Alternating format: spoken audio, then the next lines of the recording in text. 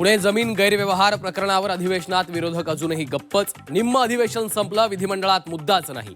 अजितदादांबाबत विरोधकांचं तेरी भी चूप मेरी भी चूप धोरण असल्याची चर्चा. श्रेयासाठी धडपडणारे अंबादास दानवेही पुणे जमीन गैरव्यवहारावर गप्पच. आपल्या पक्षाच्या आमदारांना आवाज उचलायला का सांगितलं नाही, सवाल उपस्थित. अधिवेशनात शेतकऱ्यांच्या प्रश्नावरून विरोधक आक्रमक. अतिवृष्टीच्या मदतीसह कापूस सोयाबीन हमीभावाच्या मुद्द्यावरनं सरकारवर हल्लाबोल.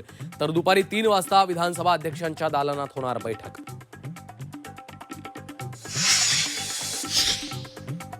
शेतकऱ्यांच्या मदतीला ई-केवायसीचा खोडा. ई-केवायसीनं रोखली 355 कोटींची मदत. 5.5 लाख शेतकरी मदतीपासून वंचित.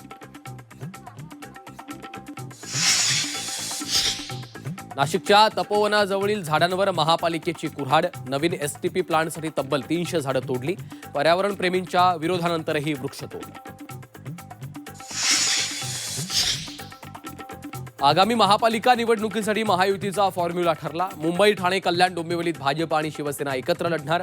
पुणे, पिंपरीत भाजप, राष्ट्रवादी वेगवेगळे लढणार. विश्वसनीय सूत्रांची झी 24 तासला माहिती. 2008च्या रेल्वे भरती वादाच्या खटल्यात राज ठाकरेंची ठाणे कोर्टात हजेरी. तुम्हाला गुन्हा मान्य आहे का, कोर्टाचा राज ठाकरेंना सवाल.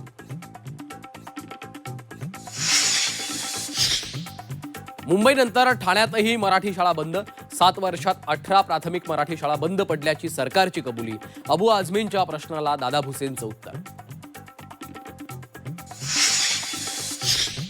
पालघर सीमावाद मिटवण्याच्या हालचाली सुरू. तलासरीत गुजरातनं घुसखोरी केल्याचा आरोप. दोन्ही राज्यातील प्रशासनाकडून संयुक्त मोजणीला सुरुवात. चंद्रपूर जिल्ह्यात शेतात आढळलं मतदान ओळखपत्र. ब्रह्मपुरीच्या सुंदरनगर भागातील धक्कादायक घटना. शिवसेना ठाकरे पक्षाचे नेते तहसीलदारांकडे करणार तक्रार.